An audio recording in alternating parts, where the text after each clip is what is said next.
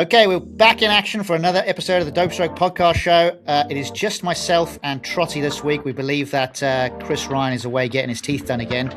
But other than that, Chris has got or Trotty wants to say something about his hat. But I can tell he has a smile on his face, which invariably means he's just about to take the piss. Trotty, take the floor. I was going to say something about my hat, McD, but I just had a moment just laughing, thinking, Jesus, we've not even said hello to each other this morning. It's Monday morning. This is straight on this thing. Let's do it. And I think given the subject matter that we're going to cover, which obviously there's a major to cover with Nelly Corder, which is fantastic. Yep. We want to get on that. But it just had a flashback of thinking about things we've been through. And then the brothers obviously winning this week on the PGA Tour. And just neither Daryl or I have a brother, but I would think it's fair that I can answer for both of us that we're probably as close as we get to being each other's family. And it's just cool to see and just imagine like tapping in. I think we should start there. The hat is coming for sure. But imagine tapping in a putt and knowing you've been through the emotions of trying to win a tour event. I mean, Jesus, it was hard enough watching you struggle through your playing ability test in the British PGA when you needed to be like 20 over for 2 rounds. And I lived that with you. And I know you've lived many a moment with me on the golf course, but which we can touch on, I guess. But very funny and it's just really cool to see. Hey, really cool. Yeah. I think it's amazing. Obviously, in today's episode, we definitely want to cover off the Fitzpatrick brothers, Nelly Corder, and maybe touch on a little bit of live golf with the financing. But right now, like you said, Fitzpatrick, great starting point. I think it's an amazing story when you think about what's happened over the last 2 or 3 months for both of them. Alex Fitzpatrick, the younger brother, winning out on the European Tour in India. Matt, by all accounts, is having a brilliant year out on the PGA Tour this year, runner-up at the Players Championship. He's won 3 of the last 4, mate. Yeah, mate, that's what I mean. He's on fire. He gets told that his missus is pregos as well. So like there's a lot of things going right in that family at the moment. And now with that win yesterday, Alex Fitzpatrick, although I would argue that he was well on his way to securing a top 10 spot on the European Tour, which would have secured him a category on the PGA Tour for next year, this win has now accelerated that with a 2-year exemption. Like, what a moment for the family. Can't knock it, can you? No, I mean, it takes a ton of pressure off, but I think the lesson here that people maybe don't know is just the manifestation of this victory and how things progress in that, the way those individuals are. Every change they make is based on data. Obviously, we hit that a lot last week with the opening of the Trot Shop coming imminent. And, it just reconfirms everything about data. And then you're around someone, because I think your environment, these kids that play sport are definitely a response to their environment. And the environment that he's around is clearly a couple of very level-headed parents who have, I wouldn't say overly push sport. I obviously have 2 kids that are in sport, one of them particularly at a fairly high level. Well, actually, they both are, to be fair. And it's like you can't push these things. You have to let them come from the kids, would be my experience and advice. And I'm not saying that as a parent. I'm saying it as someone who's in the golf industry and sees these junior worlds or these college events and just the parents. It can be overbearing. It can be too much. I remember being at an NCAA final for the girls. I can't remember her name, but there was a Malaysian girl, great player, and her father was no longer with us, sadly. And we touched on it because it had happened recently. And she said, he was too much. I'd only just met her. And I was like, okay, not really sure what to say. And she's like, yeah, he used to, physically abuse her if she didn't play particularly well. He'd hit her with clubs and stuff like that. Jesus. And I'm like, oh my God, like intense, Yeah. And then I see it as I travel around a lot. A lot of these parents live each golf shot. Golf's a tough one as a spectator, as we know. Like, Jesus, I had to watch your playing ability test results. That was hard to watch. So you had one crack at it. It's fine. Don't worry about crack me. My ass. You had about 25 cracks. Crack. No, that's Johnny Watts. That is. Let's not. Well, you got it on the first go. Yeah. I did. Didn't you hold a 5-footer at the last to be 14 over for 2 rounds? Probably. That sounds about right. I think it was. Yeah, like slipped in the side door as well. So I scraped through skin of my teeth. But I only had one crack at playing ability test. Fair play. Well, look, I mean, the bottom line is I think Alex Fitzpatrick has learnt massively off his brother I told you about his partner he's got, Rachel. She's a good player herself. And I just think and her mother was a proper player. So I Oh think you yeah. surround yourself in the circles. And I think it would have been really easy for Alex to have lived in the shadow of his younger brother, struggled with this, to your point, and you hit it. And I hadn't thought about that. Got a win on the DP World. Top 10 gets a PGA Tour card category. But this does expedite that. It does accelerate it. It does give you the security. They both work with Mark Blackburn, both quite different techniques, but do dive deeply into the analytics. And I didn't see all of the final round. I've been busy all weekend, but I know there were 4 clear and ended up having to make that birdie at the last. Obviously, Fitzy slams the tee shot. Alex bangs it in the front trap, little 50-yard trap shot, and the man with all the confidence in the world right now just hits it to a foot. I mean, his confidence is off the charts, and the way he plays is off the charts. And, you know, obviously they're so classy in the interviews. I mean, how about at the Harbour Town, and he addressed the US fans and used that to his strength and advantage? I think obviously he knows that town really well. So like it's, you know, he's got I guess a deeper connection to the location than just being from Sheffield.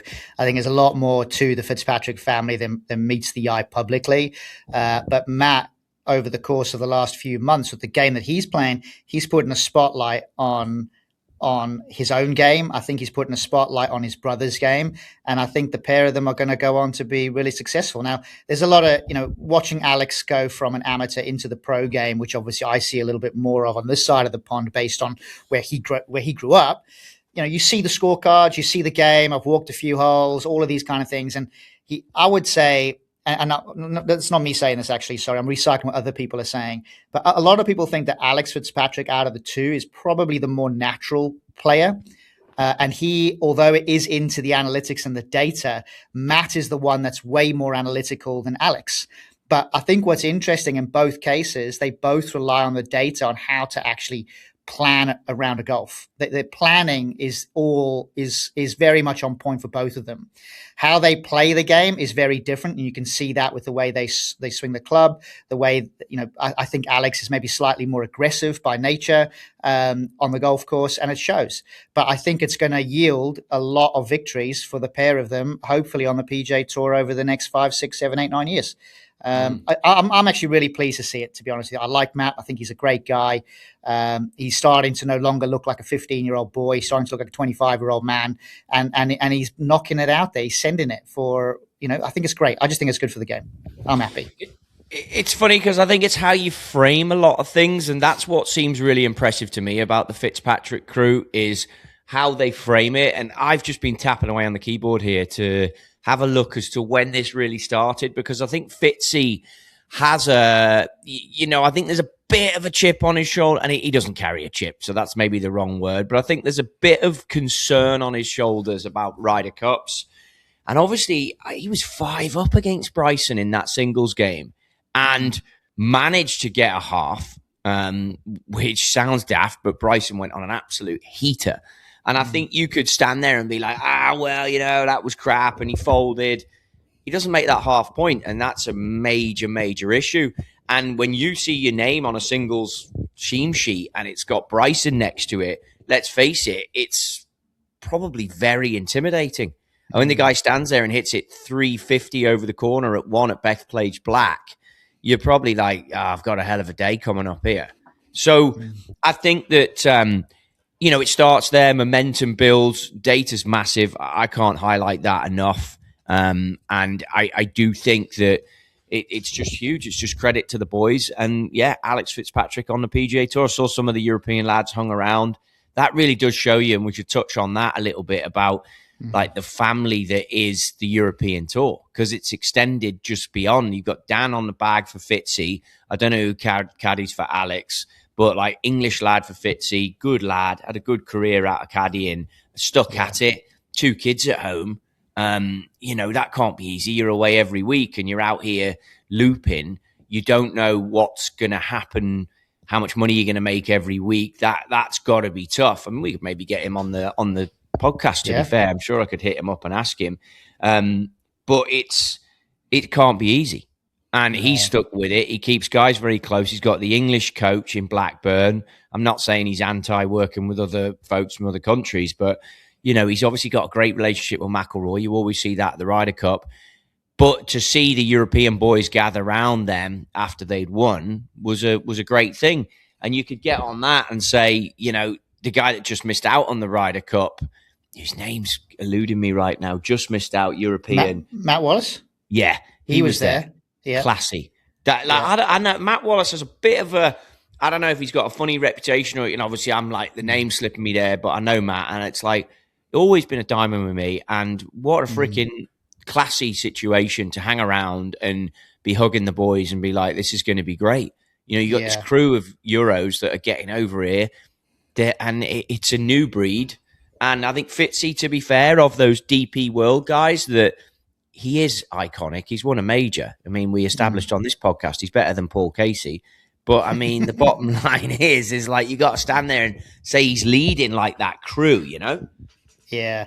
I definitely think, you're right about Matt Fitzpatrick, by the way. Like, he does have a bit of a colorful reputation with some, but like you, I've got a great relationship with Matt Wallace. Sorry. I think Matt Wallace is great. I really like Matt. I spent a little bit of time with him, always says hello, always very respectful. I got a lot of time for him. I think he's great. And I think you're right to point out how the European tour sort of rally around each other a lot more. I wonder though, it's kind of the same wherever you go, though, because if you go on a European tour event, you'll see a lot of the Spanish will stick together, a lot of the English will stick together, the Germans kind of stick together. So they do have, they grew up with those nationalities, so they know them better. And I think it's the same when they go to the PGA Tour. Yes, the nationalities start to fragment, but they know each other from years previous by playing on the DP World or European Tour. Let's forget DP World Tour. So I think on that point, it builds that chemistry and vibe, which probably does help the Ryder Cup, to be honest. And can I see a world where both Matt and Alex are on the same team? Absolutely. I mean, Alex's rise has been relatively quick from turning pro to getting now a PGA Tour card himself. So, and he deserves to be there. There's no question. He was on the pathway anyway. Like I said about his rankings on the DP World Tour, like European Tour, not DP World Tour. So, on that point, I think it'll be quite cool to see two brothers. The last time that happened was the Molinari brothers? Yeah, I don't know if that was the last time, but yeah. It'd be great if they would have been the Højgaards. Be the Højgaards, wouldn't it? Yeah. Ryder Cup would be great for brothers, wouldn't it? Yeah, I think it'd be quite cool. Molinari's were the last ones on that, right? I think so, because I don't think the Højgaard brothers have actually both been on the same team. They both played. Correct. But not the same team. Do you know one thing I think we've got to cover that has just come to me here? This whole, DP World, European Tour, you keep correcting yourself. No, it's annoying. How crap is it in this day and age? And I think it's come from the States. There's a few things that don't translate from America to Europe. And I think the hats Americans are big hat guys. We're going to get. I like that about the Americans, though. I like the hats. The other thing, though, is they name stadiums after sponsors. And, European Tours tried to do it with DP World. You're obviously feeling uncomfortable with that because you've corrected yourself. I think the Dope Stroke aligns with European Tour is the name of it. Yeah. And, you think about the one that started it for me in the Premier League football was the Reebok Stadium, Bolton. And I was like, what's this all about? You're going to call this the Reebok Stadium? Now you've got the Emirates. Etihad. I'm not buying it. I prefer Ellen Road, Hill Dickinson. I prefer Goodison Park. Anfield's Old Trafford. Why are you naming them after sponsors and how much? Because there are some things, and Chris Ryan's talked about it a lot, the Bubs and Ellie. There are some things it's just not worth the sponsorship. He says it on his channel. Someone will offer him something. I get it a bit with new startup things, and I maybe like the concept, but you never know where it's going to go. And I've learned it through my clipped experience with data. I love that whole situation, but there's a background to that, which we won't get into. And it's you just don't know. So if you're going to name a stadium something, but I think that's slightly different, right? The O2. The O2, yeah. But they pay big amounts of money, though. Yeah, I get it. Wembley's. so what do you do? Like, so obviously, when you think about financial fair play in the world of football for us, so for those in America that aren't familiar with that, I suppose in a weird way, it's kind of like a very complicated wage cap is the best way to describe it. So essentially, a Premier League club can make a loss of a certain amount of money over a rolling 3-year period. And if they go over that, they get docked points and get heavily fined. So if Emirates comes in and says, "Oh yeah, we're going to pump in $100 million dollars into your club per year," I mean, you're going to be thinking to yourself, "Well, I can buy more players, or I can buy better players. I can be more competitive." So that's where I think it. That's why I would say that. So, what's the European Tour's reason for it then? It's all about the dough, mate. DP World Tour. But there's lots of caveats to that, though. So DP World Tour also have to prop up some of the prize money on the Challenge Tour. So I'm pretty sure they inject an extra €50,000 per tournament on the Challenge Tour. And then they have to put a certain amount of money into each event on the European Tour schedule as well, for the ability to have that naming rights phrase to be DP World Tour. I'm not a fan. I'd rather it was the European Tour by DP World, whatever. Like, I'm not sure. Like, the problem you got now is, how does the European Tour, and we're pivoting again here, but people can keep up. We're about to have a major pivot in a minute because something's just happened here in front of my eyes. How does the European Tour, though, like, so now it's like Alex Fitzpatrick is a great brand horse for the Tour. 100%. Gone. Yeah, but that's the way the Tour have structured. This is why, like, in my opinion, and I'm just saying it as it is, and I've said it to him to his face as well. But when Keith Pelly was at the helm, 100% he made and forced through a catastrophic mistake for the European Tour. That catastrophic mistake is saying that the top 10 players on the European Tour, not otherwise exempt, will get a chance to have a PJ Tour card. For me, that it totally blows up the European Tour, because you just keep taking the best players year on year over to the PJ Tour, which means the European Tour gets more and more depleted. What happens then is that the European Tour have to pay huge amounts of money in appearance fees to get some of those big names to come back and play. So if you're whatever the name might be, Rory McIlroy, Shane Lowry, whoever they might be, they'll have to pay them a hefty sum so that they can use them on all the billboard advertising in those local towns. And they do that because with their deals with things like Sky Sports and with other big partners like Rolex, they have to guarantee an average strength of field. And if they don't, they have to pay a penalty back to Sky Sports, back to the likes of Rolex, etc. So they lose the players and then they have to buy them back so that they don't pay a further fine. I mean, that's freaking stupid. Anybody can work that out. But obviously, our old CEO is no longer part of the business. That was his remit to do that. And I just think that was a catastrophe for the European Tour. So you're right. What'll happen now is that the more success that Alex Fitzpatrick, Shane Lowry, Matt, Rory, whoever, out on the PJ Tour, what happens now is that the European Tour share all of that content across the European Tour platform because their own product is being invalidated by their own decisions. Stupid. You know, the thing is, though, that seems obvious with all of this is that, and you've said it to me, I've heard it from a lot of people with companies I work with. I heard it a lot for the main company I was with for a long time. You can only really play, not this line in particular, but with the cards that you dealt. And you can only make decisions on strategy and business plans with what's in front of you. And you can only guarantee what you've got on the table. It's like you've said that a few times. A lot of people at TaylorMade, we'd make decisions that were only what you can only play what you can play. You know what I mean? On the pitch with the players in the stadium, you can only do what you can do. And it's like, it's hard for the European Tour. It's effectively a feeder tour. That's what the 100%. European Tour is. 100%. But they could also only play these cards. And as we move into the live conversation, which we will, then you're like, it's had to become what it's had to become as a result of the circumstances and the situation to try and keep these guys. And what's happened in the end, we've lost Paul Casey, my favourite player. Gone now, isn't he? They're all gone. They're all gone. I just think that the Tour have made a lot of weak decisions over probably the last 12, maybe not quite as long, but certainly the last 7 to 8 years, maybe. There's just been these small little nuggets of decisions that it's like a ripple effect. You know, they feel like they're throwing a tiny little stone, but actually it just goes further and further in its consequences once it hits the water. And I think, the best analogy I can basically say, the kind of decisions that that the tour have been making recently, it's like putting steel in water. Over time, it just rusts and it becomes shite, to be blunt. But they're only bothered about the here and now. That's the problem. So, and I think a lot of people on the tour are like that, to be honest. It's only what they can cash in right now. But actually, you got to try and cash in for the long run. And I don't think There's enough no way of these people think like about that anymore. There's no way they think like but that. But the ones that do thrive. The ones that do well. True. And I think that's, you look at, I mean, just take brands, for example. Nike is a good example. Adidas is another.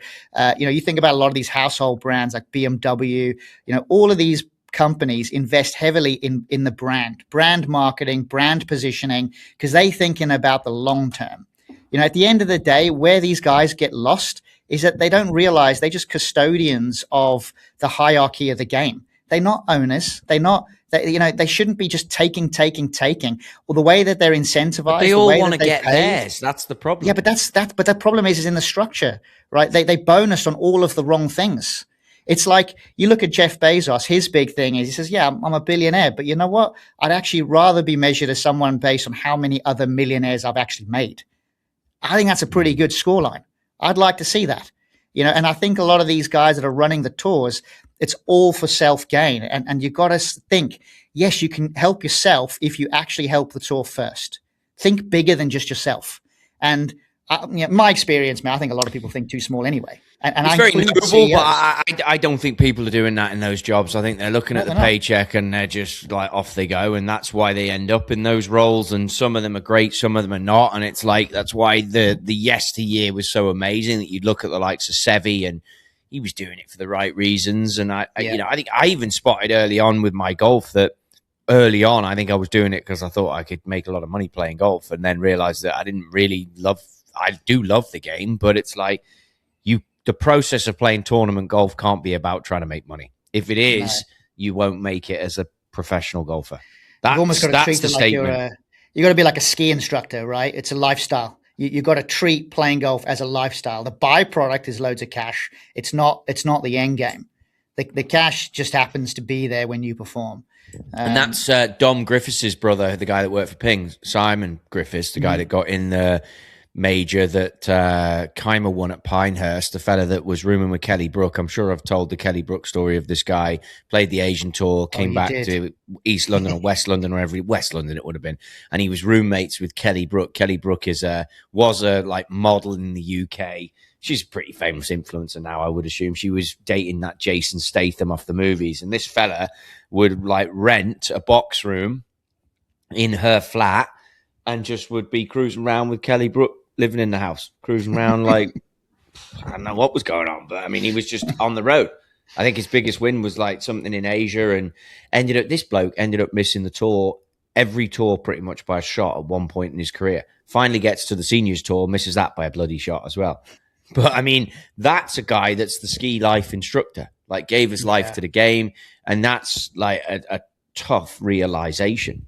Yeah, that's not an easy, I mean, it's not for me. Hold my hands up. It ain't for me, that kind of lifestyle. But, you got to admire it. You only have to go back to the 50s when the likes of Ben Hogan, Arnold Palmer, Gary Player, all of them were in their pomp. I mean, only a few of them were really making good money. Yeah. Most of them, and basically playing was their second job. They ran a pro shop. That was where they were making their money. But this is what's BS about it all. That's how the PGA was formed. Like the PGA for the club pros. Yeah. And now, like, look at what that is. And, like, even the conversations we've had around fitting and we have them around coaching, it's like the fitting world is dog. Yeah. Dog. So, because people aren't doing it for the right reasons. I don't know. I watch some of this stuff online and the opinions are so polarizing. And it's like, I don't know if you're right on a lot of what you're saying. You know what I mean? It's like, oh, well. But it's differences, isn't it? And it's hard. If someone doesn't know the landscape, how do they know they're making the right decision? Well, ultimately, that's why we've created the Trot Shop in that sense. But, it's the same with many, many things. Well, I think if taking it to the live golf situation and PIF potentially pulling funding, the European Tour have had several offers to buy the tour, despite what I've heard, and I've seen some of it for sure. And they obviously then decided that they're going to align with the PGA Tour rather than the Saudis. Now, in a weird way, we'll never really know what the outcome of that could have been, but by them rejecting it over and over and over again has potentially led then to the PIF going, okay, well, we're going to just pull our funding of Live Golf. And imagine if they did buy the European Tour and that happened. Then we would have an even bigger problem on our hands, right? So arguably, you could say that the leadership of the European Tour before, in hindsight, made a great decision because the PIF might be pulling out of Live Golf. It's a fair point, right? So that's your point about you got the cards on the table, you make a decision. Right now, it's almost giving their leadership the opportunity to say, yep, we were right. Yeah, but fill me in on the summary points on this. They're not pulling out, are they? There was all a big talk about it as Bryson was throwing his toys out the pram down in Mexico, blah, blah, blah. But they're not pulling out. My view is, and from some of the background conversations I've had thus far, they are not pulling out. Are they possibly going to reduce how much they're investing into Live? Maybe. I think that's actually quite likely. And I think it could be disguised under the situation happening with Iran and Israel at the moment, and obviously all the conflict that's happening in the region. So I think that would definitely be an excuse to reduce some of the budget. But just to give people an understanding of the budget. So the PIF, which is the Private Investment Fund of Saudi Arabia, so this is like the nation's investment pot of dough. They invest in things like Disney, American Airlines, US-based banks. Like I can't remember the big one there, but there's a big American bank, and there's a whole host of household name companies around the world that they invest in. And when you think about the nation of the UK, so the UK's private investment fund is something in the region of about £10 million. The Saudis is something in the region of $280 billion. It's not a contest. So when the Saudis reduce their spend in Live Golf, you're talking about going from, and this is all hypothetical, you're talking about $2 billion down to $1.5 billion. A 25% cut, but 1.5 billion is still a huge amount of money. Huge.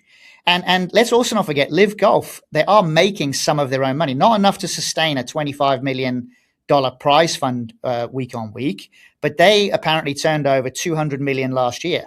So they're making money, but they need more money. So you could argue, if you were in the PIF's position, say, look, you're starting to make some of your own money. We can now reduce some of our spend because you're starting to get yourself on the pathway to be self-sustaining. So I can see that being a valid thing to say. I would say that, if one of the businesses that I was involved in started making money and it was reliant on the investment from one of my other companies, we would just simply start reducing the spend in that company because it's becoming self-sustaining. Makes sense. Logical, right? Yep. So I think, I think the element here is that just because the PIF, let's just be dramatic, the PIF pull all of their funding, it doesn't mean that Live Golf disappears. It might change, might evolve. There could be other tweaks and adjustments, but it doesn't mean that they're just going to be wiped off the face of the earth. I don't think that would be accurate to say. So at what point, why don't they just absorb the European Tour? Because the European Tour won't do it. So the European Tour have had offer. I think they've had something like 16 offers on the table, which they will say, and I've had these conversations, they will say that they've never had an official offer, but they have had official offers.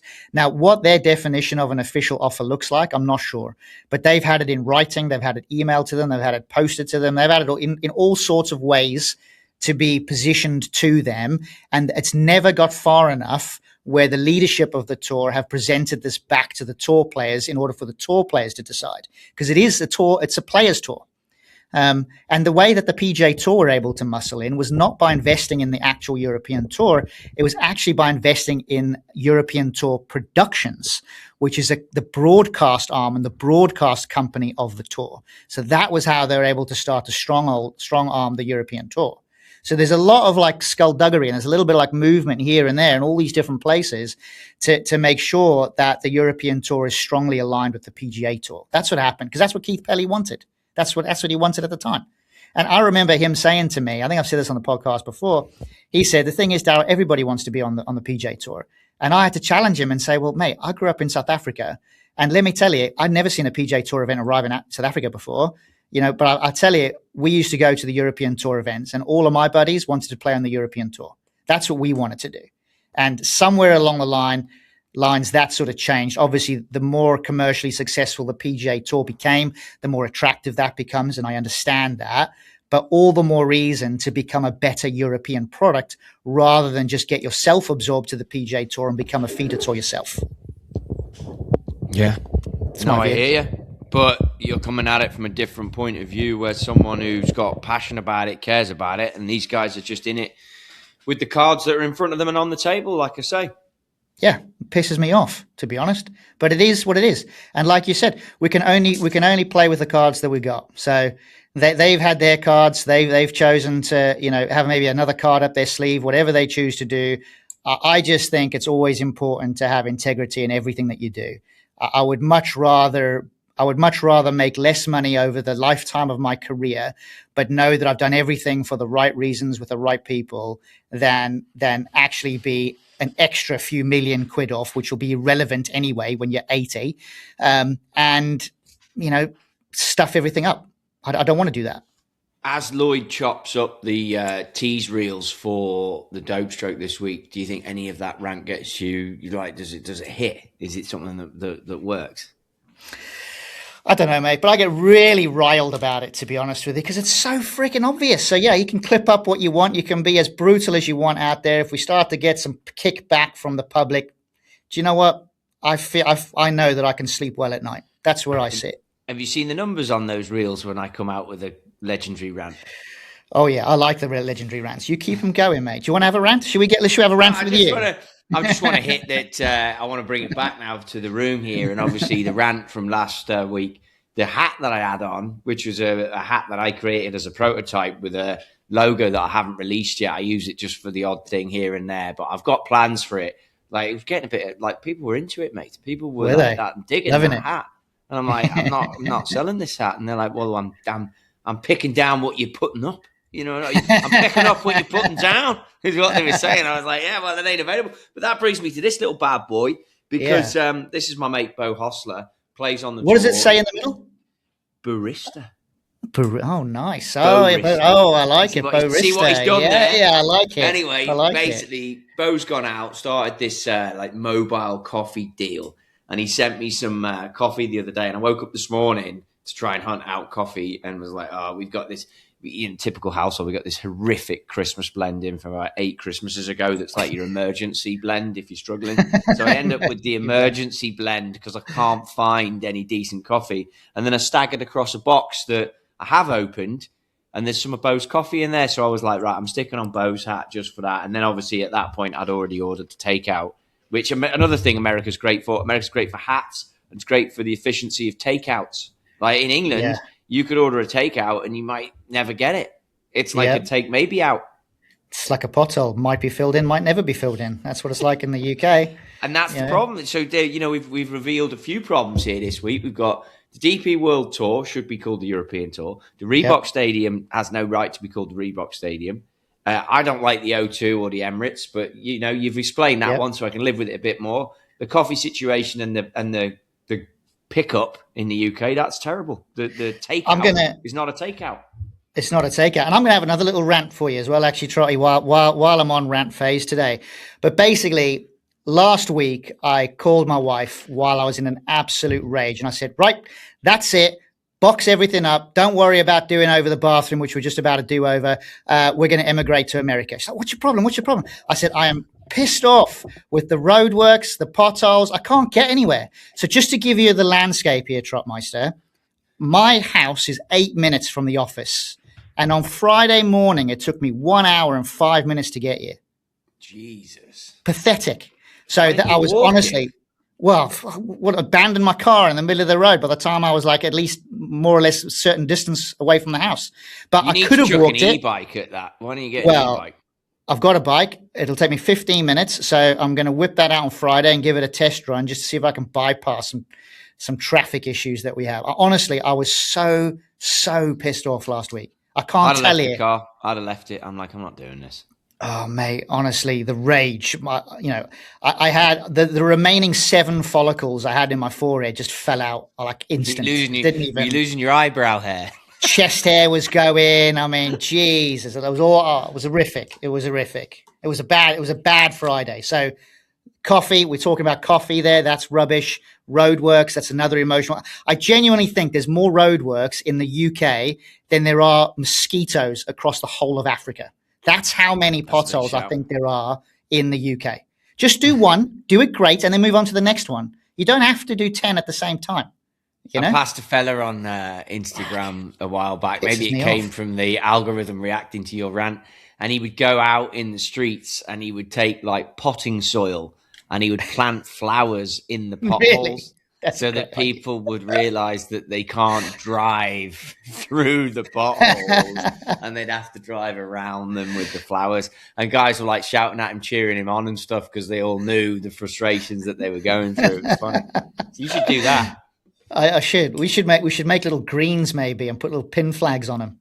Yeah, exactly. Exactly. It could be some dope stroke branding for us. We have little dope stroke flags made. I think he posted it saying like, look, this is my, obviously my thing I'm giving to the community, because the bottom line is, it's like, I'm A, making the road look nice, and B, warning the cars that there's a pothole in place and you have to go around it.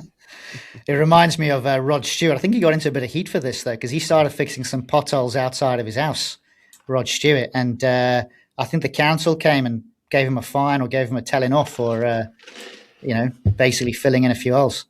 Unbelievable. I mean, isn't it? Yeah, stupid. Anyway, we totally digress here. We have, but Nelly Corda, major win. I think the first things first, credit where it's due, led start to finish, I believe. Played great. Obviously, it's the one where you jump in the water. I see now they've gone out, such as 2026. I noticed on the social media jump that it says 4 feet in depth. So they've put a little marker in to make it safe that you can jump in. I mean, back in our day, mate, the Ryder Cup, when McGinley went into that, God knows what was in the lake at the Belfry. I think it was an inch deep. And even Thomas Levay, when he dived into the one at Paris National, didn't he do his flipping Achilles or something when he dived in? Because he did something. Those ponds aren't deep. I know that where I grew up, Heswell Golf Club, there's a barbed wire fence in one of the ponds. We only found that out because a dog jumped in and almost got caught on a barbed wire fence. It's like, there's all sorts in the ponds in the UK. And why obviously the hell was there a barbed wire fence in the lake? I don't know. There was some fencing it was probably more of a swamp than a pond. Do you know what I mean? Right. And you got to set the standards. But now what's happened here over in the States, so they obviously do the water hazards better. I saw that they've got a little 4 feet depth thing. Then he called her through a bomb at it. Went the full bomb. Did you see that? Yeah, it's brilliant. I love it. Fair play. She's awesome, by the way. She is. No, she's awesome. She's only 2 shots off the scoring record as well. So 20 under is the scoring record, and she's obviously finished 18 under, 5 shots clear of second place. Like she had a great tournament. She changed her flat stick the other day and it's gone back. I picked one. I was in the TaylorMade putting studio a couple of weeks ago, and it's funny. Players, some of them could make great designers, I think. And I picked up a putter that she had. It was on the side. Another player wanted it. I picked it up and I was like, there's all these putters in the putter studio, but that was the one I went to. Not a style that I would use. It's like an answer neck, so plumber's neck or Newport for anyone who's younger than 40 flipping years old. But for the old school boys, it's an answer neck. You know what I mean? Everyone knows what goddamn answer neck is. I mean, let's call a spade. I'm not Reebok Stadium. What we doing? Same thing. Answer neck. You know what I mean? Like that's what this thing is. So she's got an answer neck on this putter, and or the one in the studio did. And I'm like, nice putter that. And she obviously goes out and wins, and she's got and I've got a putter at home that's a Rory one of these. Some of these high-end ones, they mill, and they take them out of like a block of steel or whatever, and they mill this thing. It costs a fortune.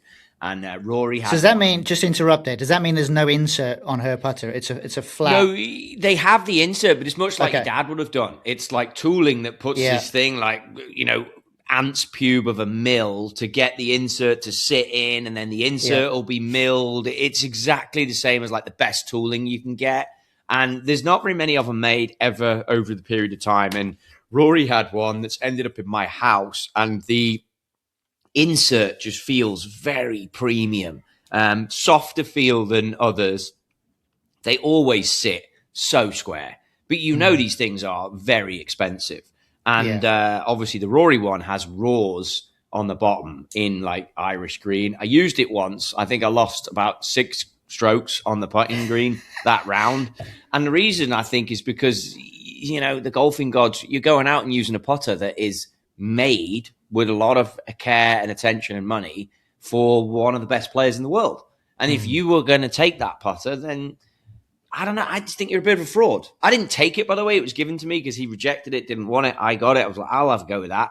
Had to go with it. And now it just sits in my cupboard here of my stash. I've actually got a friend who's a really big Rory fan who I thought about at one point giving it to him. But I'm like, well, I don't really know this bloke that well. And this thing could be worth a lot of money one day. And I'm not really in the business of selling or giving away golf clubs. As you know, given the role I'm in, I don't really give away or pass on golf clubs at all. But this thing is just legit. So the Nelly thing, legit. I saw her on the internet. It's got her little lion on there. And I was just, as a golf club guy, I was like, that's awesome. I saw she was in the old 770 because she's usually pretty tricky to change equipment. So the old 770 long iron, which I don't think is much of a change to the new one. So whatever. She obviously felt comfortable with that, which again, the Scotty thing, we know he plays some other equipment that is like the crutch of his game. And then she's in the new driver, which is good. But what a great girl, great player, great person, got her head screwed on. I think she's obviously very happy at the moment anyway, but just elite. And to win the event like that all the way through, there's levels. I mean, there's levels to this game. She has the level. And I think it's good for women's golf that Nelly's winning. It always is. You know, she's stereotypical American girl, obviously of the history of the sport and the family, but she's great. She's awesome. Yeah, I think I'm obviously amazing family, right? Parents, tennis pros. Obviously, dad went on to win a. They don't call it majors in tennis; they go Grand Slam. You know, but mate, that brothers ties into tennis, the sister. Fitzpatrick story, exactly. I was 100% making that connection. Yeah, Sorry, it just goes to show. It's all right. You steal the thunder. You're prone to doing that. We all know. But I think the key thing is that if you surround yourself with it, you're more likely to be successful. It's a bit like that book by Matthew Said, Black Box Thinking. Have you heard of that book? Nah, Who Moved Me Cheese? That got a shout out. That's another good book, Who Moved My Cheese. Because I said it last week on the old post on the old Insta. Well, I'm going to move your cheese right now with Black Box Thinking. But basically, this guy was he was an English table tennis like top 100 player in the world. Seen it. But loads of the English table tennis guys in the top 100 all grew up within a few streets of each other because they all had these particular set of circumstances that meant that they just kept playing off each other to get better and better and better over the years. And then they all became like British. It's all about environment, right? And I think the Corder family is in that camp. So I guess the question I've got for you, though, about Nelly Corder in particular is you've been up close in her environment, watching her hit shots. You know, she's obviously got an amazing game overall, but what would be that sort of one technical thing that you think really sets her apart in the women's game? And what do you think sets her apart mentally in the women's game compared to some of the other players that she plays against? Great question. And I didn't really see it until I got to go and shoot some media content with her over at the concession golf course where she practices at. Drove in to the concession, and I think it's Tampa on the east side of Florida there. I'd never been to, I think, I'm not even going to stagger to guess at the airport. I should know this. Flew in, went down there, and was like, okay, this is, it's obviously like affluent, as you'd expect a great golf course to be, but there's not a lot going on. I was like, this is potentially a little bit boring. And I got there, her agent Chris was there, who's a guy I've known for a long time, really nice guy. And we hit some balls on the range early, and she came out, hit some balls, and I was like, what a great range. And sort of saw the chipping area at the top, a little bit out the way, no one there. We went out on the golf course, filmed this content, and I got chatting to her about her routines. And she said that she goes out with one golf ball, only hits one golf ball, plays 18 holes. Every morning she's home, maybe one day off, tees off at like 6:30 and likes to be done with practice because it's Florida and it's hot by 9:30. So she'll play 18 holes on her own with a golf cart with one ball. The score she scores is the score. That'll take her 2 hours to play 18 because she's on her own. Then and she puts out. Then she's in on the range or chipping, and then she's in the gym as this main heat comes, and then she goes back and does other stuff dependent on weather. But the non-negotiable was the playing, and she would only keep the stats she would live off, because we talked a lot about LPGA stats, were fairways and greens. She wasn't big on going much deeper, and it was at the time when I've been like, I'm big and deep into each club does this and how you perform this. And she's like, fairways and greens.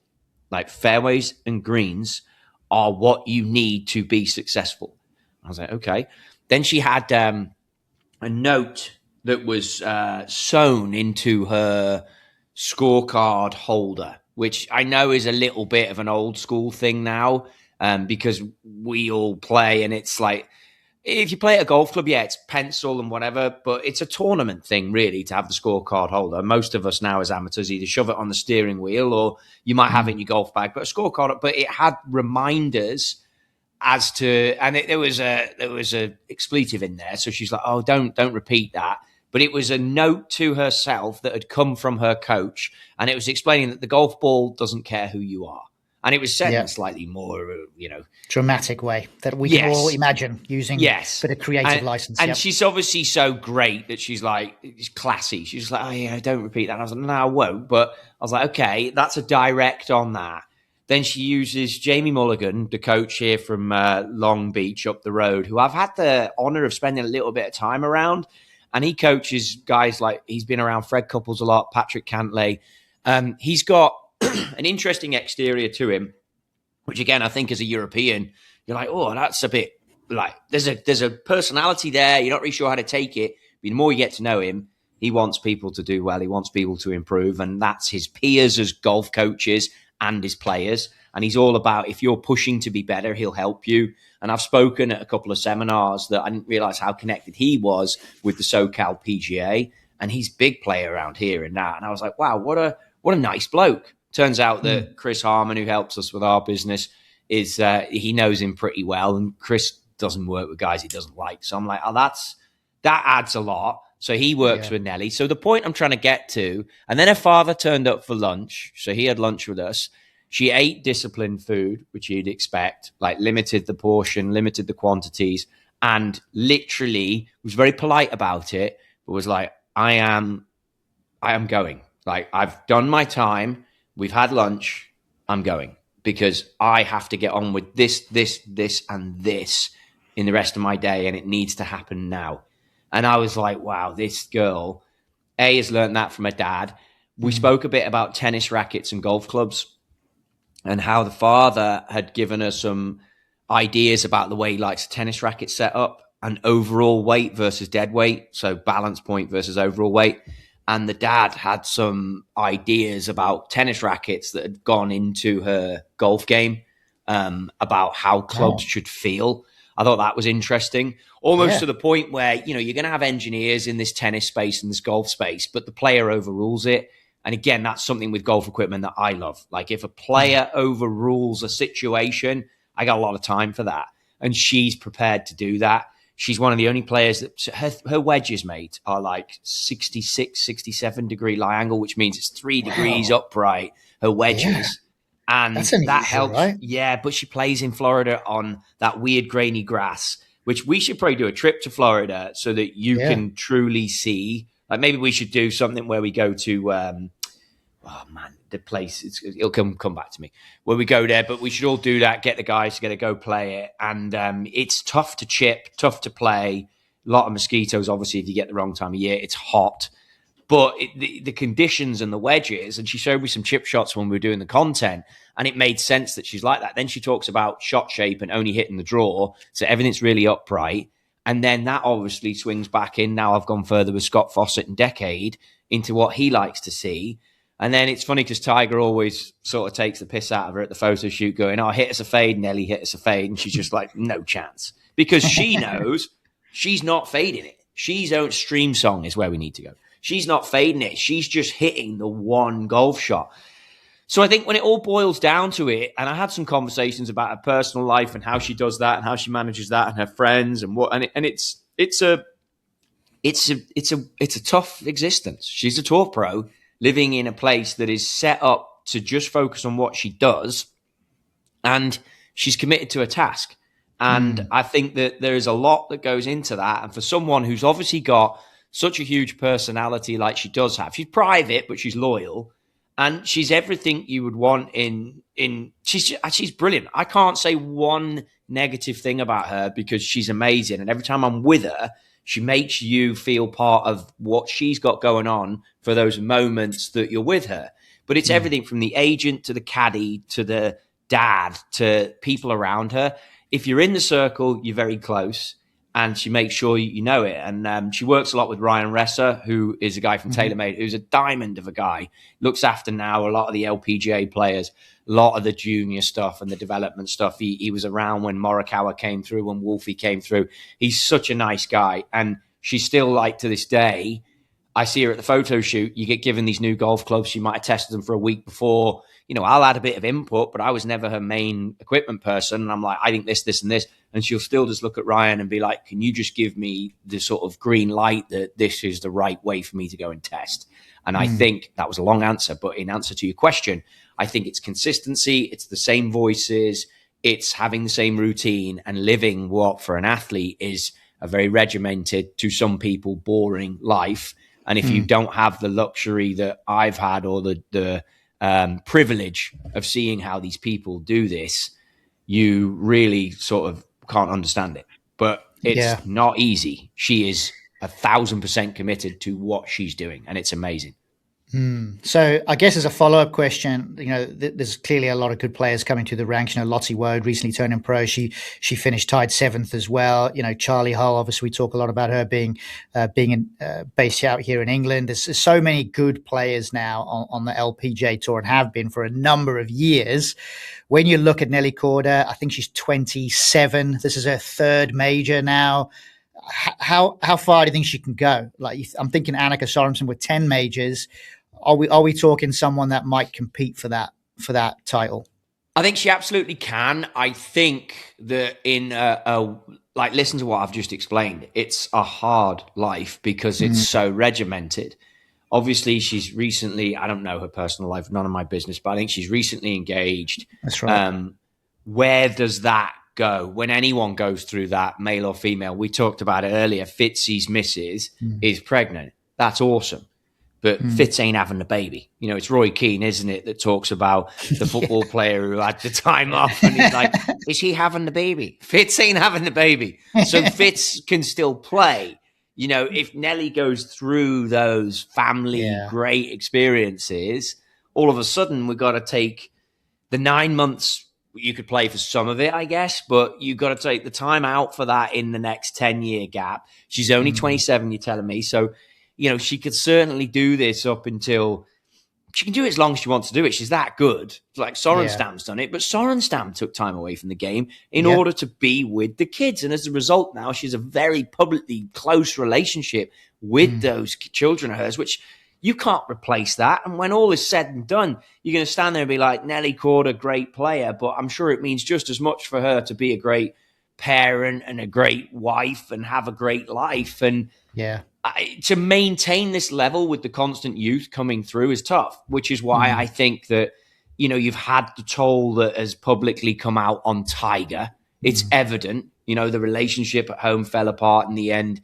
Now all these tragedies that we're seeing, it's taken its toll. We have been the beneficiaries of that, but Tiger's given his life to be who he is. He can't walk down the street without getting stopped. Same with Michael Jordan. Same with LeBron. All these people, Ronaldo, Messi, any sport. You can't just go off into being anonymous after you've done these things. So will she get to that number? I think it's all on her. She has the ability to, but it's if she wants to maintain it and the lifestyle around her and the people around her are all in on it, which I'm sure they are because she's very, you know, protective of her own situation. But I just think it's a big shout, mate. I think by the age of 27, you could do with a lot more. The bigger question, and I had it this morning, is how many do you think Rory will get? Because Rory seems to have compartmentalized the family. He's got them in that section of New York and Florida. That's done. They're protected. He's got his Irish home situation protected. He's got the Grand Slam protected. I think now, I'm sat in there this morning thinking about this, and I'm thinking this guy's getting 12. But I mean, would you take the over or under on that? I think is the bigger question. And what do you think about Nelly? I mean, obviously, I've got a little closer to her than you have. You think I'm fair in what I'm saying? No, I think you're absolutely fair. I kind of actually think that the next 3 years for Nelly could be quite electric, to be honest. She might go on a little run here and maybe pick up another major this year, another one next year. And before you know it, in 3 years' time, she's got like 7 majors. I think that's actually very much in her wheelhouse now. I just think she's so good. I do think her sister being back out playing is big. I think she really likes her sister. And I think her being back and around is massive. I think, and actually it does highlight one point, and maybe this is a future podcast, we should really go into the depths a bit more about, and you've said it a few times in the show, about your environment. I think, what lessons can be learned from the environments that get created. And it's pretty clear that sibling rivalry on the field of play is a big one that definitely influences overall performance. But I 100% think that there's more to discuss on that point when we think about the Fitzpatrick brothers. We could even roll back the years and start talking about the Molinari brothers. And there's so many different things. What about the Draper twins?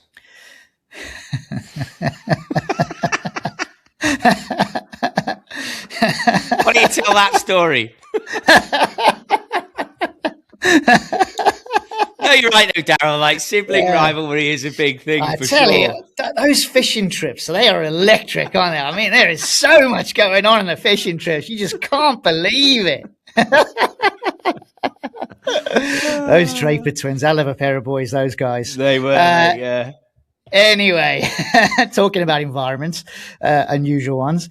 I just think there's a lot to be said for that. And I think to your question about Rory, I think if Rory gets 10 majors, I think it'd be less than 12, but I think he could get to 10. But he's also a funny player, right? Because even though he's now sort of broken the back of Augusta, he's obviously defended his title there, etc. I feel like that might be the major that he keeps winning at, if you know what I mean. Well, so, like, you heard what Freddie Couples said, didn't you? Yeah, that's right. Yeah, Freddie Couples basically said you can't see him losing. I can kind of see that because now he's got that green jacket. A, monkey's off his back, but 2, he's going to play there for the rest of his career, no matter what happens in the rest of his game. And I feel like he might just keep doing quite well at Augusta, and he might never win another major, any of the other majors, might just win at Augusta, maybe. But he has got the game to win them all, obviously, because he's done it all. I don't know. As the great Ben Crenshaw said before they went on to do what they did in the singles, the old Ryder Cup team, I'm going to leave you with this, right? I'm going to leave you with this. Now, he went on to say, I'm a big believer in fate. But what I'm going to say to you is, tour players in this generation go through spells of excellence. Yeah. Brooks Koepka, absolute domination for a period of time. Jason Day did dominate and got to world number 1. Just look at the world rankings and how these players get there, stay there, maintain, drop off because of how hard it is. Everything's got to align. Nelly Korda is doing it. She's got there, she's going to maintain, and she's going to put, who knows where that'll go. But history repeats itself. I think to get back there is very hard to do. And I think that Rory has gone there, had his run, major, dropped for a long time. I'm getting pulled in this direction. I've got this meeting here. I've got to go and talk about what we're going to call the Reebok Stadium. I've got to go and freaking do the Emirates. I'm now the man for this. I'm the Draper twins guy. It's like all this stuff he's had to do. And then all of a sudden, he's gone, all that is just noise. I'm now, boom. So he had his first climb of the mountain early, walked all the way back down to the valley, and now is on his way back up to the top again. And I think he's going to be reeling off. I mean, I'm putting him down. I know I've already called Cam Young for Shinnecock. That's a bit of a Cinderella story. I love it. But I mean, if you're looking, I think the only guy that stops him realistically on a consistent basis, and maybe this comes down to a bit of it, this is the rivalry that we're about to walk into, but it's Scotty versus Rory, and that's going to be the show. Yeah, that'd be great. And I think climbing the mountain, coming down to the valley, going back up the mountain reminds me of Po from Kung Fu Panda, legend. Been watching that all weekend with the kids. Go on, Po. So basically, Rory McIlroy is the Dragon Master, is what you're telling me. He is the He holds the Dragon Scroll, and he's got the Dragon Master, and he is the Dragon Master, and he's ready to dominate for some more majors. You reckon 12? I reckon 10. Job done. This is what you're like, though. I mean, I've just given you this great dramatic ending to this podcast, and you, being the twat that you are, have managed to compare it to Po, the Kung Fu Panda. That's right. The Dragon Master. Get it right. Whatever. Yeah, the Dragon Master. Get it right. Yeah. Jesus Christ. And to conclude this week's podcast show, there you go. The Dragon Master done. And the Puppet Master, as in Trotty Golf. There you go. Well done, Bill Draper, the legend. But anyway, you can find us in all the usual places. Check it out. Dopestroke.com and podcast on Shopify. Hello@Dopestroke if you want to get in touch. Send us an email. Cheers, guys.